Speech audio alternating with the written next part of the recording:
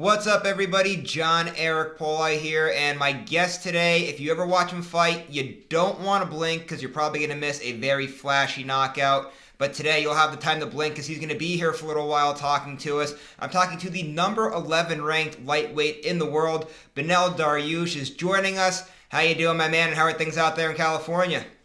Everything's great. Having a good time right now. I'm with my buddy Joaquim, and he's learning how to drive. He knows how to fight, but he's learning how to drive. So if all of a sudden we cut out, it's because he got in a car accident. Well, I hope that doesn't happen. How's his driving skills going, though? You teaching him the right way? We're doing okay. He knows how to use a blinker. He knows what a red light means, what a green light means. We're getting it all figured out. Awesome. Hey, the basics are there. You got a blinker. You know what red lights and green lights are. You're good to go there. So let's get into the good stuff here. You had a huge win over Scott Holtzman back in August, and you wanted to get back in there quick. You were booked to fight Charles Oliveira. Oliveira pulls out of the fight. That fight was actually supposed to happen, I believe, last weekend on October 3rd. What the hell happened there? I don't really have too much details on as far as what happened with Charles. I heard he's having some family problems, so I don't really want to comment on what's happening with him. But I really hope they can get that fight rebooked when he's ready to go. He's on fire right now. You got to respect his fights, what he's done so far. So for me to fight a guy like that, I think it's awesome. So if I can get a fight with him, I really appreciate it. But at the same time, I don't want to wait till like middle of next year. Hopefully, I can get it done, or we can get it done this year, or yeah, this year. If not, I would fight someone else. And then you also had somebody calling you out, and then all of a sudden, no, that he doesn't want to fight with you. So go ahead and explain that whole mess there. Oh yeah, like it was a little strange to be honest. Carlos Diego, he calls me out, or not calls me out. I actually I asked for top 10, and then he responded, which I really appreciated, which I thought was great because he's number 8 right now. We fought previously, and I beat him. It was a unanimous decision, I believe. It was a close fight. He's very tough, but I asked for a fight, and he's like, okay, I'm here, bro. Let's go. And I was like, all right, let's go. And I got super excited. So I called my manager. My manager's all right. I'll talk to Sean Shelby. And like 3 days later, they announced he's fighting Drew Dober. So I'm assuming he was already in Dober fight. I don't understand why he wouldn't say yes to me, why he would respond to that message. So I was a little confused on that. I didn't appreciate it, but it is what it is now. So, is there anything that's in the works for you right now, or are you still kind of just sitting there waiting for somebody to say yes to the phone call? Right now, I don't know if there's anything in the works. Last I spoke with Sean Shelby, we he was supposed to give me I was supposed to give him a little bit of time before he called me back to set something up. I'm actually going to Haiti tonight at midnight. I'll be leaving for Haiti. I got a project there. I'm going to go see it and see how it's doing. And once I come back, I'll call Sean. But right now, if he even called me, or if Ali called me for fights, I'm not picking up anybody's phone. I want to have I need these next 4 days to be just uh, focused on Haiti. So, what's this project in Haiti? Are you able to give us the details on it? I got an orphanage there. I We started about 6 months ago, so just want to go see the kids. I haven't seen anybody. I was supposed to go right after the last fight in August, but then I got scheduled right away to fight Charles. So I said I'll just wait after Charles fight, and then I started training, getting ready, and then the Charles fight fell through. And then I was like, well, maybe they'll get me another opponent for the same date. They never did, and I waited, and I just said, you know what, I'm just gonna make this trip. I'll go quickly, come back quickly, and then after my next fight, I can take a little bit more time there. But right now, I'm not even thinking about fighting. Well, I don't blame you, and good luck with that orphanage there. And I want to ask you one more thing with the orphanage there in Haiti. What made you want to get involved with a project like this? Is this something that's always been close to your heart? So it may have been 2015 and 2016. I went to Haiti. Um, we, or maybe it was 2015 and 2017. I can't remember the years exactly, but I went to Haiti. And the first time I went to Haiti, it was we went as a medical missionary trip ministry. We would help out with in terms of medicine, and we went with a doctor. I was there for the grunt work. I would pick stuff up, put it down, do this, do that. I did the easy stuff. But one thing I noticed, there was a lot of homeless kids, and one of the pastors that lives in Haiti, he's Haitian. He showed me where the dump was, and where everybody would just throw their trash. And I saw kids there going looking for food, and it was heartbreaking. And I told him, hey, why don't we do a feeding program? So we started doing a feeding program, and we were doing that for years. And that feeding program eventually turned into a school, and then the school, I spoke with Leo, and I said, hey, why don't we start an orphanage? There's a lot of kids we can help. So we went from a feeding program, which is still there, to the school, which is still there, and now we have an orphanage. So we've been just leveling up, as some put it.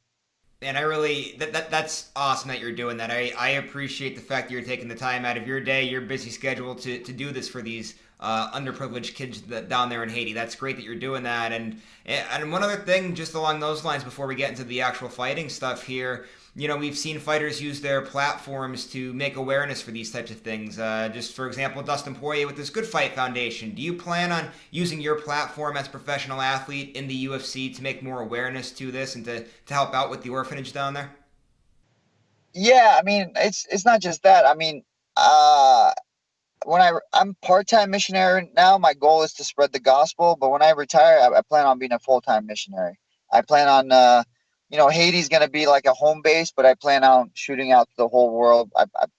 I've gone to Philippines, I've gone to Thailand, I've gone to Cambodia, and I'm just going to continue to do that. Once I retire, it's going to be a full-time thing, instead of a part-time thing. That's the only difference.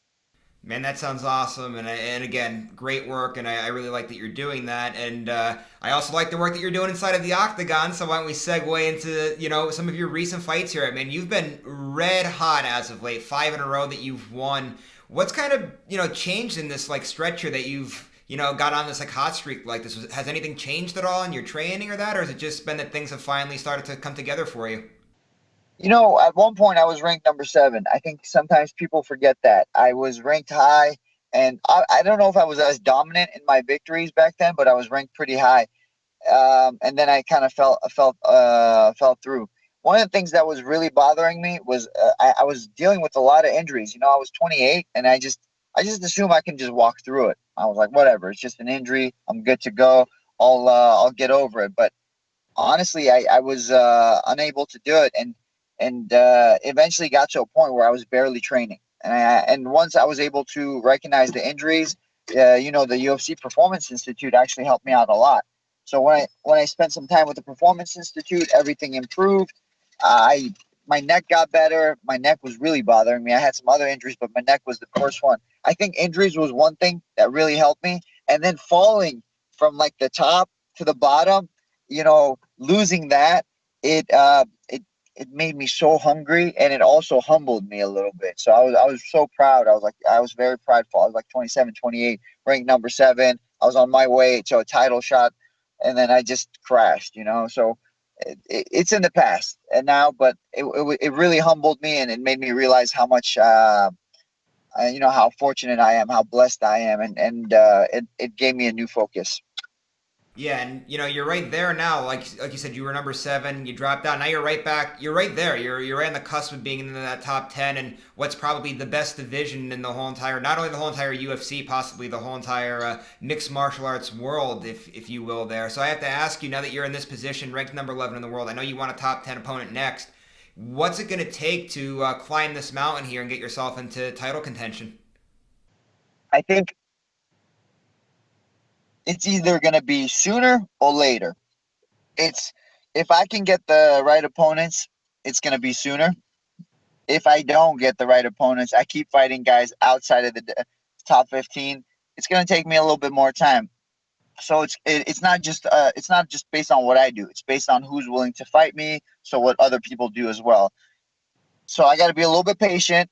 Don't rush things. Don't get so angry. Don't expect people to say yes all the time, and just kind of see what the UFC does and figure it out. But what I'm trying to say is, if I continue to train hard and do what I'm doing, it becomes inevitable. So now, one of the things that you said there too, like you're hoping for the right opponents here. Does this become a matter of, you're going to say, hey, I'm not fighting unless I get specifically a top 10 guy and I want guys ranked ahead of me? Or is this a thing where it's going to have to turn into you just got to keep winning and doing your thing and hopefully the cards will fall where they have to? Yeah, no, I'm not gonna sit there and be like I'm only fighting top 10, bro. I'm a fighter. I've only got so many fights in me. I can't do this forever. I enjoy fighting. I enjoy being in the camps. Camps are grueling. Camps suck, but I also enjoy going through that process. So I just want to get as many fights as I can before I retire. It doesn't matter if I'm fighting top 10 or top 100. If I'm the best in the world, I'm gonna win. So that's my mindset. I'm gonna get there eventually. So it just depends if it's gonna be sooner or later. But as Thanos said, I'm inevitable, or I think that's what he said. I don't remember the movie that well. Well, I have to ask you now about one of your friends, Rafael dos Anjos. Obviously, he knows what it's like to make it to the top there. He's won a lightweight championship. He competed for an interim championship at 170 pounds. What did you learn from him over all these years of being friends with him? It's okay to suffer. Him and I, we used to have these grueling training sessions, and we just beat the snot out of each other. And he would beat me pretty bad, especially sparring days. But it being in that fire, we were really able to sharpen each other. And he had his best moments when we were training together, and then same for me. I had some of my best moments when I was training with him. So that really that was such a good time for us. And we still train together here and there. He went to Brazil for this camp for his fight with Islam Makachev.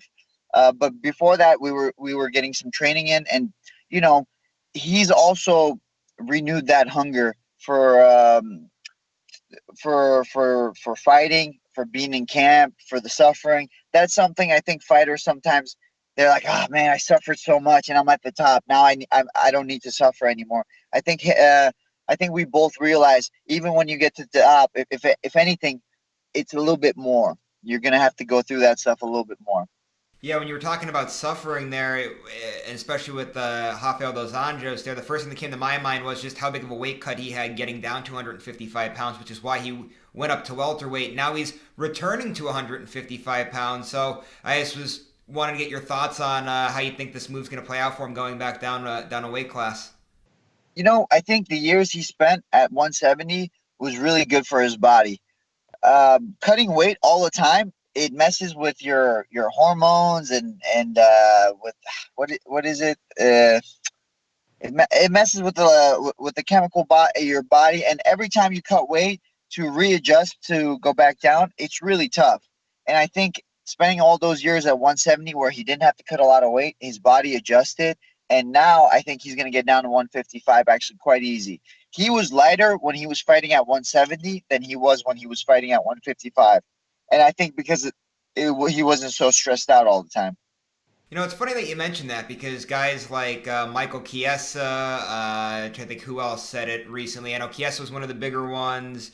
Anthony Pettis, I believe, was another one that they said the same thing when they went up to 170 pounds. All of a sudden, now they're lighter than they were when they were trying to get down to 155 pounds because the body was kind of able to balance out. So it's funny that actually you brought that up. But I want to keep going along with this lightweight division and friends of yours because I noticed on your Instagram that you've recently spent some time with Justin Gaethje. So what was going on with that?